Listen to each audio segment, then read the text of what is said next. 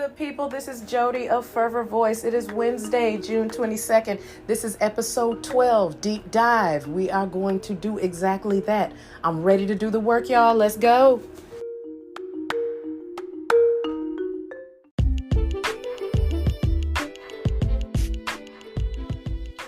Hey, good people. I am back. It is episode 12, as I said, Deep Dive. Let's dive right in then. All right, so let's just go ahead and get started. When I talk about deep dive, I'm talking about the things that we should probably be paying more attention to and we don't know how to decode what it is that we're seeing. We don't know what it is that's going on and we're not actually pulling the important pieces out of it.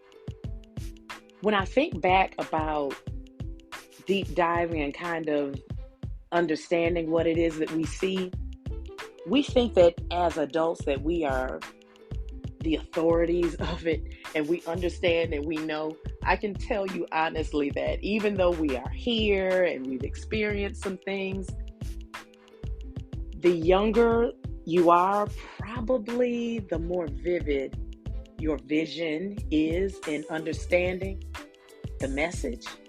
And I truly believe that because I've seen it. I've seen it with my family members. I've seen it with the kids in the school. I've seen it with my own kids where I don't understand where it is that they get whatever in the world this thing is. Like I'm not getting it. So with them, when I look at my daughter and I look at my son, and I'm just trying to give you a quick example of it. When my daughter was younger, about 5, she was in a dance studio, a part of a dancing teen studio, whatever you want to call it. She and my niece, they're about 5 because they're only 6 months apart. So they're both 5 years old and they practice and they prepare and do all these things. And we see them practicing. And I notice my daughter practicing and I notice that it's difficult for her to pay attention. I get that. I notice it. And there's nothing I can do about it. I have tried. There is nothing I can do about it, right? So then the recital comes. And the recital is a big to-do because this particular dance studio, these recitals went on for hours, right? And there were several different parts and things to it. So this was a big to-do. And the biggest part of it for me, I would say for my sister-in-law as well, was the daddy-daughter dance. So my husband and his brother, they're part of the daddy-daughter dance. They're suited up, they're in their tuxes and everything. And in this daddy-daughter dance, all the fathers are in a circle and they're all facing outward. And the daughters are all positioned, strategically, right? One dad away from their actual dad. And they circle, they do a little spin. Each dad spins the daughter and they move them to the next dad. And that dad spins that daughter, moves them on to the next dad. And everybody literally gets a chance to spin with each dad. And by the time the whole process is over, you're supposed to be back at your dad, your correct dad. You didn't, have to think it through. All you do is move one person over. You do your pretty spin and you move one person over. It seems like it's nauseating to just think about it, but the girls had a great time. Well, by the time my daughter is supposed to be with her dad, there is no daughter at my husband. Like, where'd my baby go? There is no daughter. She made her way away because there was something that she was focused on, and it wasn't the dance. And it was a little shocking to me because I'm in the audience and I'm watching and all I could do is cover my face. But now that I think about it, it's funny now because it's so many years later and I understand now what I was looking at. So thinking about that, now I recognize the zeroing in that she had as a 5-year-old. And it was before that intuition, that zeroing in, that it was something that she had or something that she saw that was of interest. As an adult, I feel like, she's just not paying attention. Yeah, she's paying attention, just not to what I want her to pay attention to. And there's something much deeper there. That intuition that she had that I dismissed as her not paying attention, she was zeroed in on something. But it was inconvenient at the time because that wasn't what we were doing. These are the things that I'm talking about with that deep dive, recognizing a message or recognizing something that we don't automatically understand. But as we peel back the layers, we can kind of get to it. That same zeroing in that she had in the midst of a dance recital is the same zeroing in that she still has today. When she was in the 8th grade, she said, I'm going to law school. I'm going to law school. I figured that'd be something that okay, that's fine. She never lost that. She zeroed in on that. And she was focused on that, razor sharp focused on that. And she did it. She absolutely did it. When her brother passed, razor sharp focus. And I thought she was going to take some time off. She didn't. She kept going. She's still going. Razor sharp focus. I didn't know what I was looking at then. I didn't. I just thought she was clowning around. I just thought she was being silly. But my daughter has always been that type. When she hones in on something, that's what she goes for, period. But I didn't recognize it. I didn't acknowledge it. But that was her way of getting through. That was her kind of speaking to that intuition that nobody else understood, nobody else saw. I can even give an example with my son. First day of school, kindergarten, my husband always took the first day of school off because he didn't trust the bus drivers to do what they were supposed to, not necessarily trust them. He'd been a bus driver in high school. So, not that he didn't trust them, let me take that back. He knew the nightmares of the first day of school for bus drivers. Routes are changing. Routes have, new stops have been put on routes. Sometimes there's just not enough time to hit each stop on time. Sometimes there are brand new bus drivers. All sorts of things happen. So he would take the first day of school off to make sure that the kids were on and off the bus, to make sure that the bus driver understood. So let me make sure that I absolutely reiterate that. It wasn't that he didn't trust the bus driver. It was that he knew how many things could go wrong. So, yeah, all of that. And I'm grateful for it because I had no idea and I had no appreciation for that. It was just like, well, they have the address, so obviously they're going to come. Not really, not so. Other things can happen. Remember, my son's in kindergarten. He's 5 years old. He's on the bus. I come home from work. I usually get home around 4:30. He's not home. And nobody knows where he is. The bus drivers don't know where he is. Nobody knows. We spend hours searching. We spend hours out stopping buses. No. Still couldn't find him. Then around close to 6 o'clock, because we finally came home, we said if we are not at home and the bus makes it to the house, then there's still going to be an issue. So we come home and we wait. And we only waited a few minutes. And you can hear the bus coming down the hill. And our neighborhood at that time, that neighborhood that we lived in, you really had to come in, and it lots of twists and lots of turns. You had to really come in order to get to the house. So the bus driver pulls up, screeches on the brakes, and opens up the door because I can see his little head. I can see his little head because he was standing up. And it was just like, yeah, this has to be him. There's no reason for a bus to be out this late. And then it was. It absolutely was. He just climbed down the stairs like nothing was going on. That bus driver said, listen, I have to apologize to you because I didn't even know your baby was on the bus. He was in the back. I couldn't even see him. I had parked my bus, finished my route, and saw him. And he was just sitting there quietly.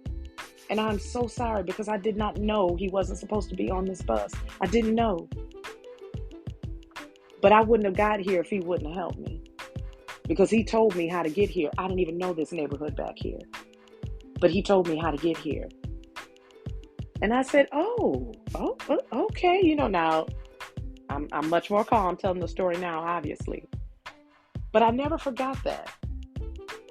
And he has always had the most specific sense of direction that I've ever seen.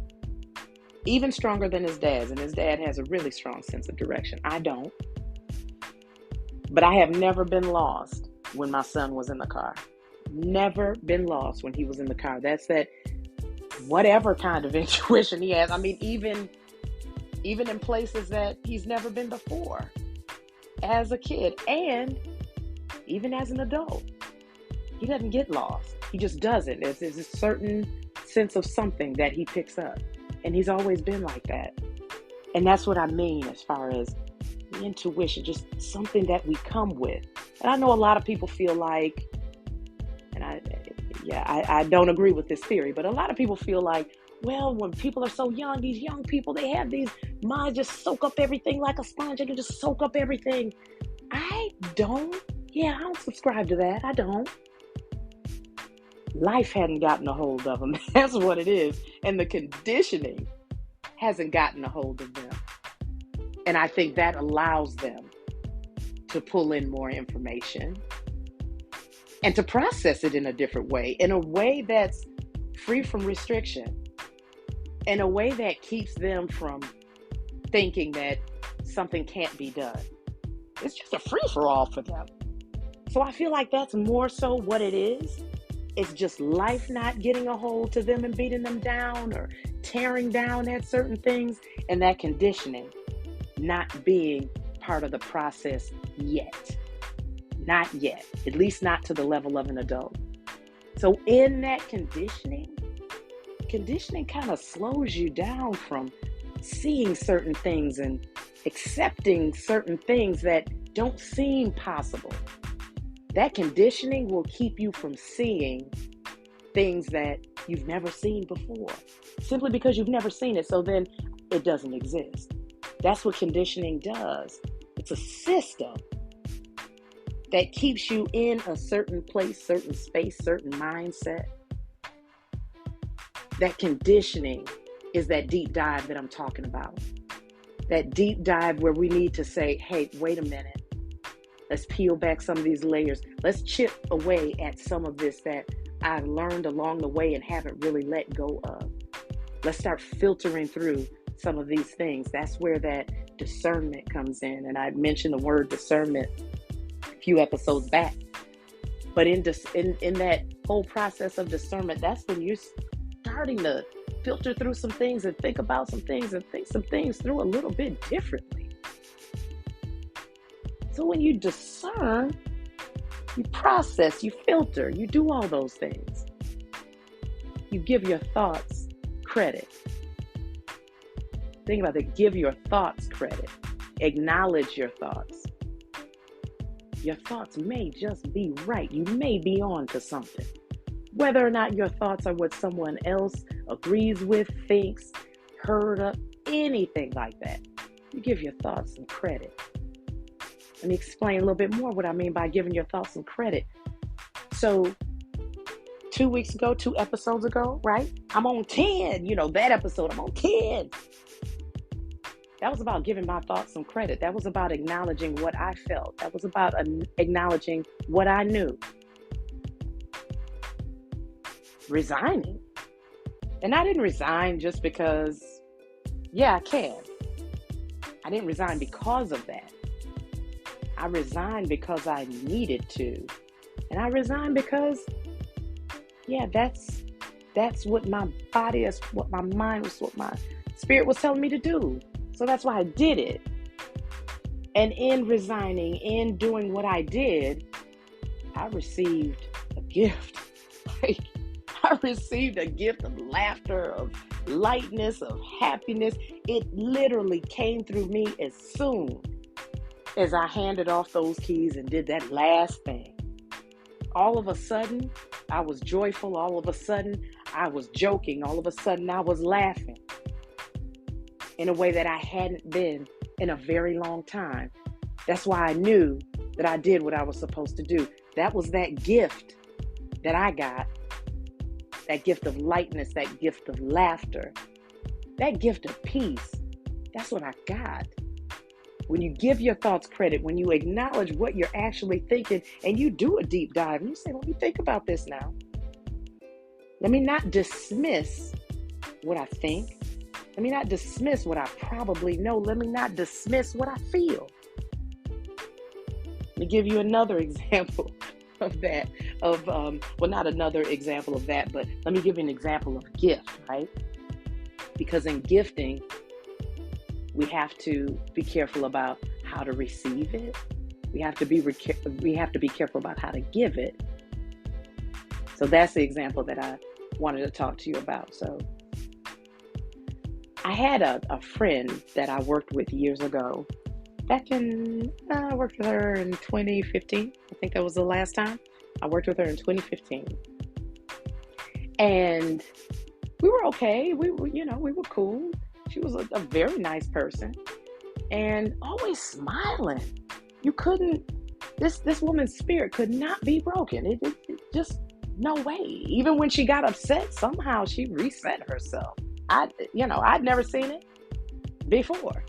I've seen this woman walk through fire and come out smiling. I hadn't seen that before. That was incredible to me. But again, I had not seen this woman in years. And BJ passed away. And she sent me a message through Facebook. Now, we weren't friends on Facebook or anything, but she sent me a message through Facebook. And she said she was worried about me. I mean, I'm paraphrasing, but she said she was worried about me and she needed to make sure that I was taking care of me. Make sure of that.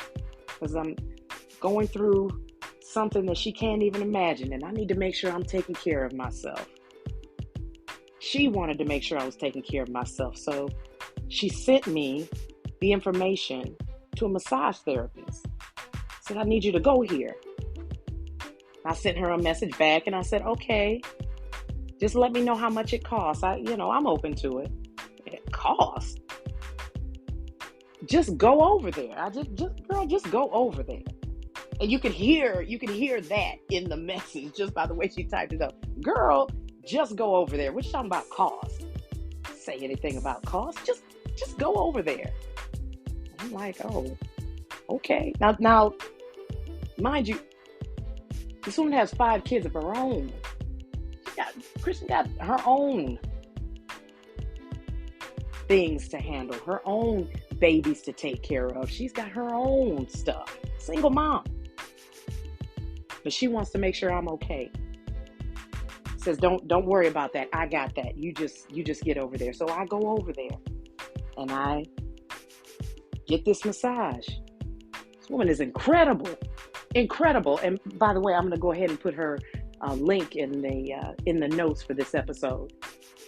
Michelle is incredible.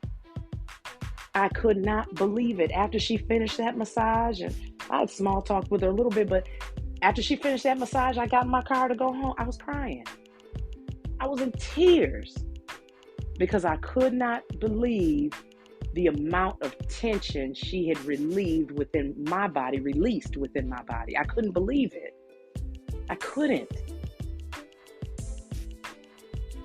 But that was the gift that Kristen was giving me. She was giving me a gift, yes.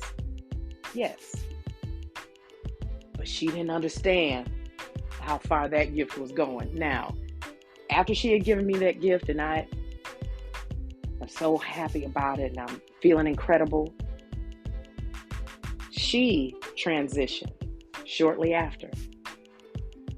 And because of my conditioning, because of what I was thinking, I need to give her something for, I almost felt like I needed to give her something to top the gift that she had given me because of what that was to me, how it made me feel.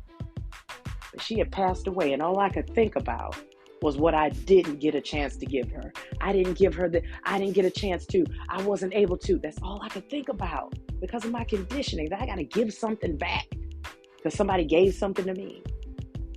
But again, that's what life, that's what society kind of teaches us, kind of tells us. I didn't realize that this woman coming back into my life had given me this gift that did not require giving something back. She was my gift, period. Because like I said, this woman was somebody that, walked through fire and come out smiling. This woman had lupus. And she would come to work and I could see that she wasn't feeling well. I could see it. Sometimes she, would be really swollen. She would have some swelling and you could see it. But she keep right on going. And I remember a couple times saying, girl, are you okay, girl? Forget that. This school is going to be here, girl. Go home. Girl, please. God got me. Girl, please. God got me. Just smiling. Keep right on walking.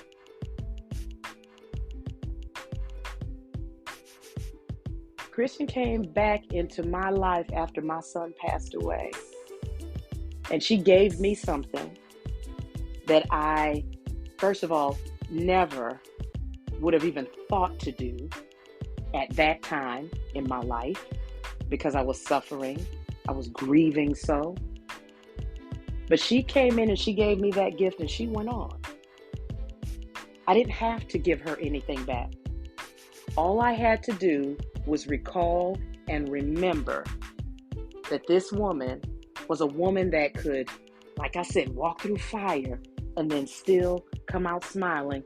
And in some of the times where she wasn't even feeling well, where she, visibly did not look good, still kept walking, still kept going. So beyond that gift of the therapy session, or not really therapy, but the massage therapy session, beyond that gift, she gifted me something greater. She gifted me the memory of how she would power through regardless of what her situation was. That's the gift she gave me. I can never repay her back for that. Now, true enough, the work was mine because I had to work at that. But when I found out she passed away, because I didn't even find out she passed away, it was a week before I found out she had passed away. And I was upset about it, but I couldn't recognize, my conditioning wouldn't allow me to recognize that, wait a minute, Jody. It wasn't for you to go through. All you had to do was focus on yourself right then and there. That was removed from out of the psyche because it didn't need to be focused on. You needed to focus on you, and you did that. That's all that needed to happen. She went on, but she gave you that gift right before she left. Now all you need to do is focus on that and enhance that. Keep working on that. That was the gift that she gave me.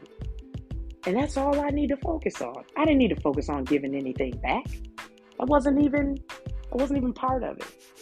And that's another thing that we kind of roll into with this deep dive. When you gift, what are you gifting for? I'm not saying that you gift in order to give something back or get something back. I'm not saying that, but what do you gift for? Is it to make yourself feel more whole? Does it help with it?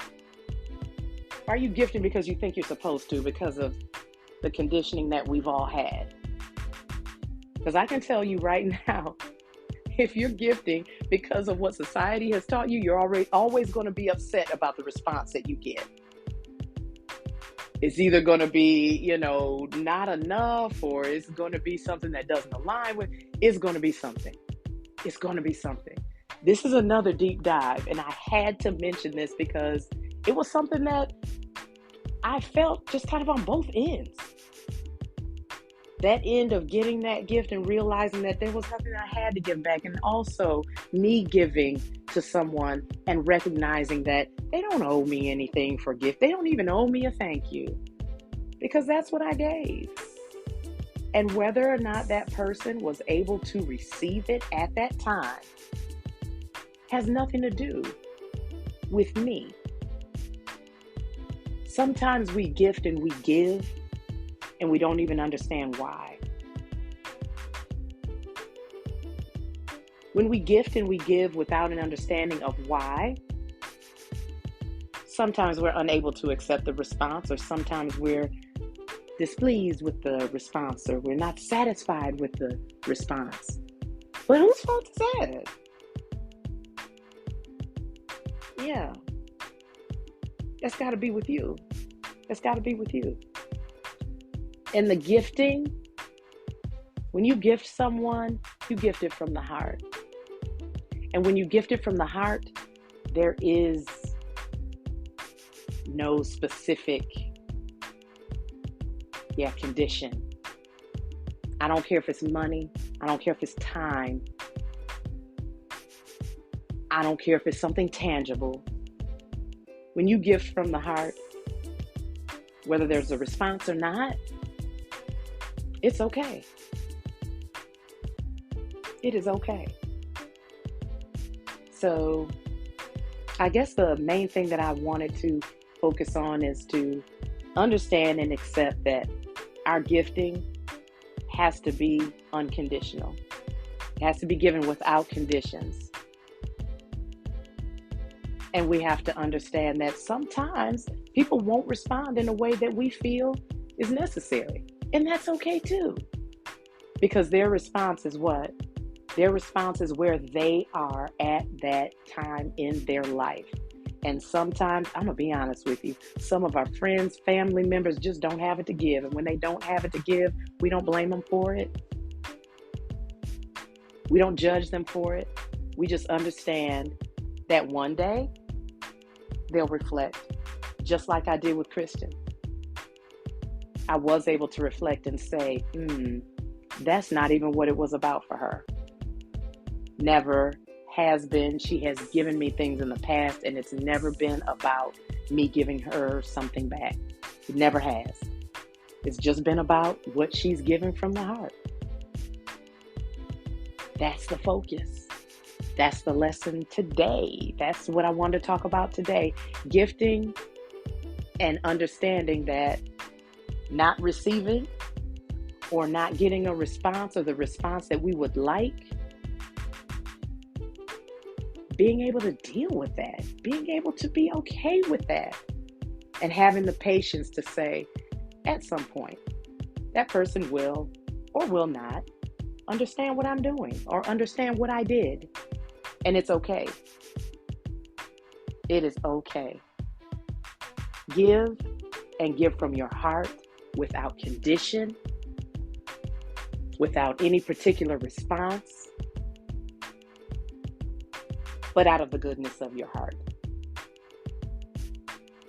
That is all I have for you today for our deep dive. Just an understanding of what it truly means to give. And on the flip side, an understanding of what it truly means maybe not to be received, and being okay with that. Being okay with that, because that's just life. That is all that I have for you. What I will leave you with is the same thing I said last week at the end of the episode, is that you are your own ecosystem. And you have within yourself everything you need to be valuable and successful. You don't need anybody, anything else. You are enough. You are your own ecosystem. In dedication, I'd like to dedicate this episode to Christian Turner. Wonderful, wonderful mom, a wonderful friend, and someone who gave of herself just selflessly. Always did. Always did. And I thank her for the gift that she gave me before she transitioned. Who knows? Could have been the last gift that she gave. I have no idea. But there was a reason. And I appreciated that. Thank you, Kristen. Have a wonderful, wonderful week. And I'll see you this time next week. See y'all.